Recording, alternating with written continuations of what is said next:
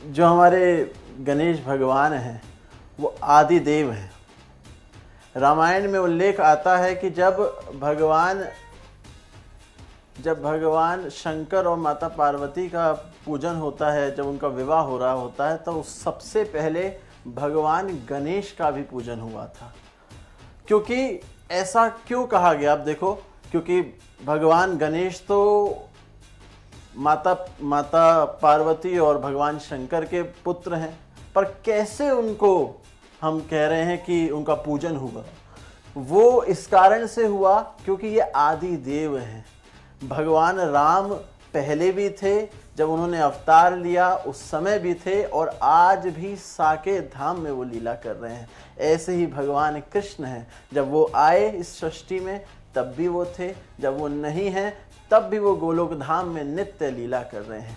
ऐसे ही ये आदि देव भगवान गणेश हैं, जो समस्त विघ्नों को हरने वाले, इसलिए उनको कहा गया आदि देव। हम सुनते हैं, आपने कथा सुनी होगी समुद्र मंथन की, कि जब मंदराचल पर्वत भी डूब गया तो सारे देवी देवताओं को किसकी याद आई? विघ्नेश्वर भगवान गजानंद की, क्योंकि उन्होंने ही उन्हीं का पूजन कर कर, उन्हीं को प्रार्थना कर कर गणेश भगवान को सारे देवताओं ने आवाहन किया, और गणेश भगवान ने फिर भगवान विष्णु को बुलाया और उन्होंने कच्छप अवतार लेकर उस मंदराचल पर्वत को धारण करने का काम किया।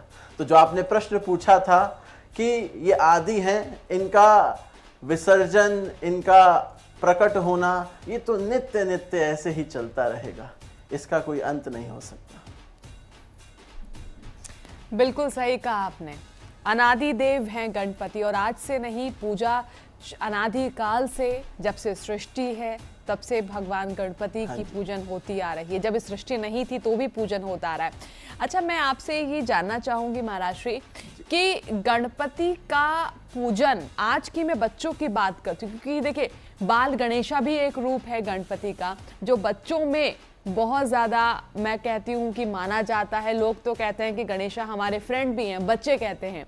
तो बच्चों को किस प्रकार से शुरुआत से ही गणपति के स्वरूप से सीख लेनी चाहिए, ये मैं आपसे जानना चाहूंगी। देखिए, आपने बहुत अच्छा प्रश्न किया। भगवान गणेश जी का जो पूरा स्वरूप है, हर एक स्वरूप की एक बात जरूर हम सबको समझनी चाहिए। अगर आप शुरुआत करें भगवान गणेश जी के कानों से, तो भगवान गणेश जी के कान कितने बड़े बड़े हैं, आप देखते हैं ना। वो क्या कारण है? देखो, हम सब बचपन से सुनते हैं कि हमें अच्छा लिसनर बनना चाहिए, we should be a good listener. तो जब कान बड़े होंगे, बड़े कर कर सुनो कान, हम बचपन से सुनते आ रहे हैं, तो इसका कारण यही है, जो भगवान गणेश जी के बड़े कान हैं वो ये हमें बताते हैं कि we should be good listener.